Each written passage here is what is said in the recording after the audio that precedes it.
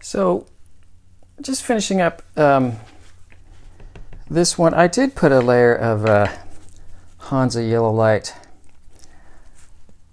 on my straight middle yellow,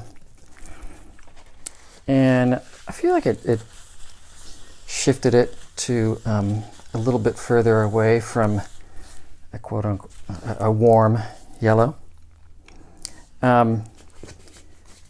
So have fun with that, and what I'm going to discuss really in this video is taking that knowledge and using it in a way to get the cleanest mixes. The theory of having all you need is 3 primary colors, and then you can mix virtually any other color, like I've probably said before, is greatly exaggerated and not true. So you can do a lot, but the point is that you need to start thinking of your blue as being split up into a greenish blue and a purplish blue. Your yellow is being split up into a greenish yellow and a orangey yellow. And your reds is being split up into an orangey red and a purpley red. Because if you mix any red with any blue, you'll get quite a wide variety of mixes. And this was a quick study we did. This is my Quin Rose here and Ultramarine Blue. And that is the combination that's going to get you the cleanest purples out of this this simple set of colors. This is a study of sort of breaking all those down and finding the in-betweens and all that stuff. The second row here is the best example here of mixing a red and a blue, and if you are expecting to get a purple, you're gonna be sadly disappointed. And without getting too into the reasons, is because there's some complementary colors in here. This is leaning towards green and this is leaning towards orange. Green is actually the complement of red, and orange is the complement of blue. When you mix complements together, they create sometimes beautiful grays, but not if that's not what you want.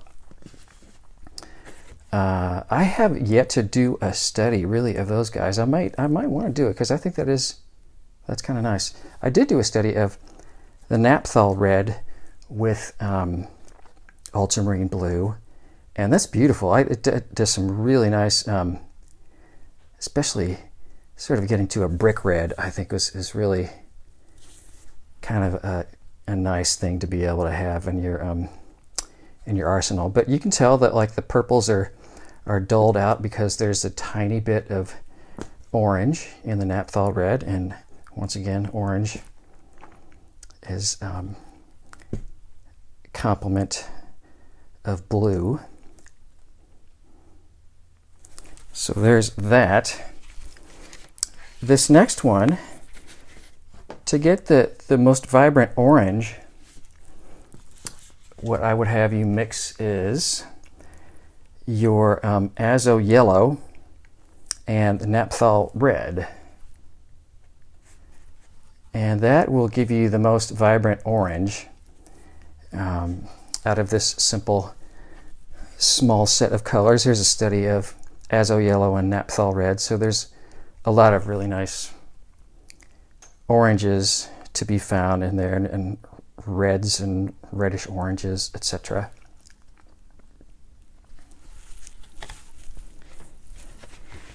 This is a study, I don't think I got that dark, but this is a study of Azo Yellow and Quin Rose. So you can certainly get,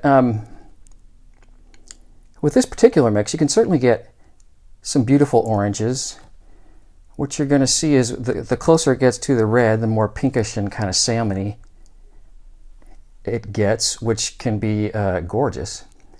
So, but understanding why you might be getting to something that doesn't seem quite as orange as you were wanting.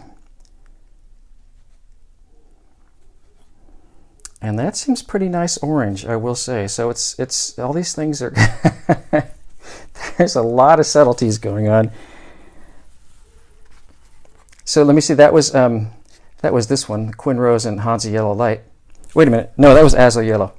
So if I probably have a study of that somewhere, but that would be even a little bit more sort of dulled out oranges. This has a little bit of green in it, which is the complement of red. That has a little blue in it, which is the complement of orange. So there's all these complements getting mixed together. And finally, the greens, the blues and the yellows. My favorite mix, if you're trying to get a really pure spring green, is Hansa Yellow Light and Peacock Blue,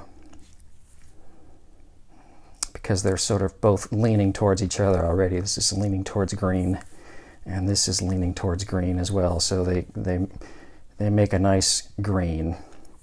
And this one is a mix that dulled out quite a bit.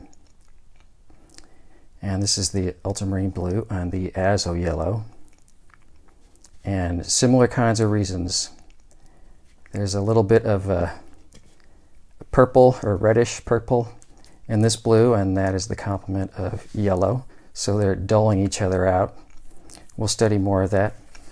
Here's a study of, I think it's a color that's pretty close to Peacock Blue. So that's a lot of the different greens. This is a Peacock Blue and Azo Yellow.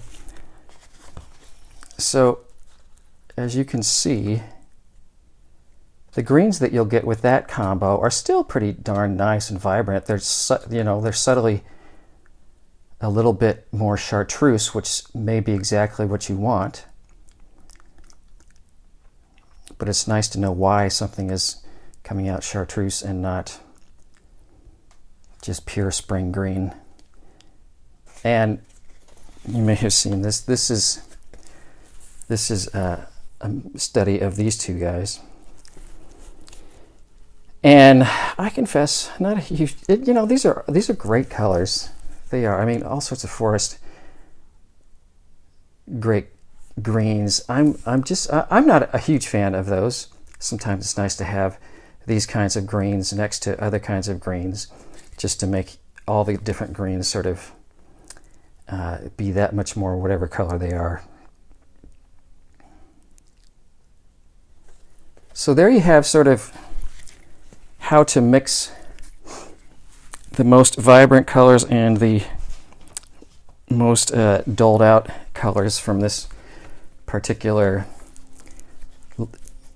admittedly limited palette that we're using for this class. That of Quinacridone Rose, Naphthol Red, Azo Yellow, Hansa Yellow Light, Peacock Blue, and Ultramarine Blue. So go paint, enjoy, and learn, and have a blast.